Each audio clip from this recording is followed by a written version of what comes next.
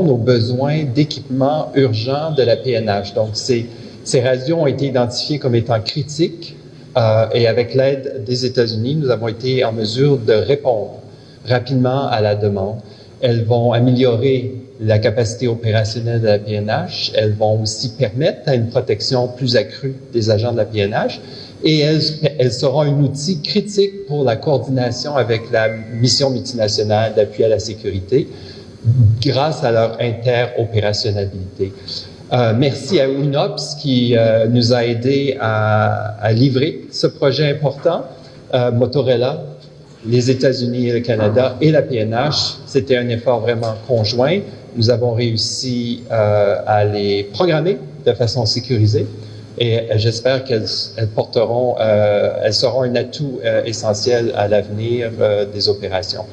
C'est un premier pas, un pas important vers un retour à la sécurité et je sais que dans les semaines et les mois à venir, il y aura davantage d'équipements d'infrastructures qui seront remises. Donc, je pense qu'on a de bonnes raisons de se réjouir aujourd'hui. Merci. Nous savons que chaque jour, avec les efforts du gouvernement d'Haïti, avec la coopération de la communauté internationale, nous sommes en train de renforcer la capacité de sécurité haïtienne. Ces radios sont clés. Même hier, on a vu une grande mission de police nationale avec l'appui de MSS et aussi de Forces armées d'Haïti. La communication, c'est clé dans ces opérations. Alors, nous savons qu'on a déjà donné la majorité de ces radios qui étaient utilisées même hier pour faire force contre les gangs. Et chaque jour, nous pouvons assurer que la capacité haïtienne sera renforcée. Même on a noté la semaine dernière, avec les investissements du gouvernement haïtien elle-même, ils ont reçu les véhicules blindés qui étaient aussi utilisés hier pour les opérations. C'est un message pour les gangs que la capacité haïtienne sera renforcée, principalement avec les forces d'Haïti, mais avec l'appui de MSS et avec les autres. Et nous sommes très fiers d'être actifs. Nous savons que le but de MSS, c'est de ne pas remplacer le PNH, mais d'aider, de renforcer la capacité, qu'à un moment donné, la capacité du gouvernement haïtien sera suffisante contre la capacité des gangs. Cette cérémonie revêt un caractère hautement significatif et elle traduit la volonté renouvelée des États-Unis et du Canada d'œuvrer au renforcement des capacités tant opérationnelles, communicationnelles et logistiques de la police nationale. Une police que ces deux pays ont vu naître. Et depuis, les États-Unis et le Canada, partenaires privilégiés de la PNH, ne cessent de travailler pour une police plus forte, professionnelle et mieux équipée, capable de faire face aux défis de l'heure. La police nationale d'Haïti reçoit ce matin, avec la présence des deux ambassadeurs américains et canadiens, des radios de communication. C'est avec beaucoup d'enthousiasme et d'un optimisme serein que je reçois au nom de la police nationale d'Haïti ces équipements. Je l'ai toujours dit et je le réitère, des hommes, des moyens, une mission. Cette trilogie constitue la base de toute démarche sécuritaire proche des résultats probants. Une police dépourvue de moyens sera dans l'impossibilité d'accomplir sa mission de sécurité. Des policiers mieux équipés se sentiront outillés dans l'accomplissement de la mission de protection de servir liée à la sécurité. Les problèmes récurrents liés aux violences des gangs armés entravent les avancées économiques et impactent aussi négativement les progrès du pays. Force est de reconnaître que grâce au soutien des États-Unis, du Canada, de l'UNOPS, la PNH a pu, au cours de ses 29 ans d'existence, de se maintenir à flot et l'obligation de résultat est d'autant plus urgente. Dotée de plus de moyens, la PNH saura triompher dans la lutte contre les gangs armés, amenant ainsi le bien-être tant collectif qu'individuel attendu par la population haïtienne. Un grand honneur pour moi de pouvoir témoigner de la remise des radios. C'est aussi un grand honneur de pouvoir répondre aux besoins d'équipements urgents de la PNH. Donc, ces radios ont été identifiées comme étant critiques et avec l'aide des États-Unis, nous avons été en mesure de répondre rapidement à la demande. Elles vont améliorer la capacité opérationnelle de la PNH. Elles vont aussi permettre à une protection plus accrue des agents de la PNH. Et elles seront un outil critique pour la coordination avec la mission multinationale d'appui à la sécurité grâce à leur interopérationnalité. Merci à UNOPS qui nous a aidés à livrer ce projet important. Motorola, les États-Unis et le Canada et la PNH, c'était un effort vraiment conjoint. Nous avons réussi à les programmer de façon sécurisée. Et j'espère qu'elles seront un atout essentiel à l'avenir des opérations. C'est un premier pas, un pas important vers un retour à la sécurité et je sais que dans les semaines et les mois à venir, il y aura davantage d'équipements d'infrastructure qui seront remises. Donc, je pense qu'on a de bonnes raisons de se réjouir aujourd'hui. Merci.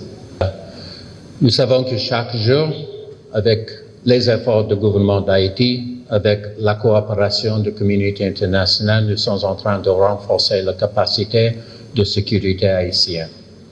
Ces radios sont clés. Même hier, on a vu une grande mission de police nationale avec l'appui de MSS et aussi de Forces armées d'Haïti. Avec la mission multinationale d'appui à la sécurité grâce à leur interopérationnalité.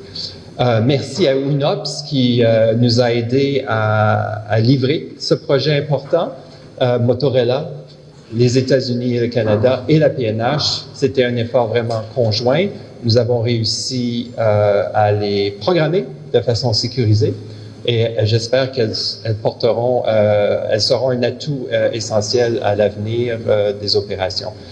C'est un premier pas, un pas important vers un retour à la sécurité et je sais que dans les semaines et les mois à venir, il y aura davantage d'équipements d'infrastructure qui seront remises. Donc, je pense qu'on a de bonnes raisons de se réjouir aujourd'hui. Merci. Nous savons que chaque jour, avec les efforts du gouvernement d'Haïti, avec la coopération de la communauté internationale, nous sommes en train de renforcer la capacité de sécurité haïtienne. Ces radios sont clés. Même hier, on a vu une grande mission de police nationale avec l'appui de MSS et aussi de Forces armées d'Haïti. La communication, c'est clé dans ces opérations.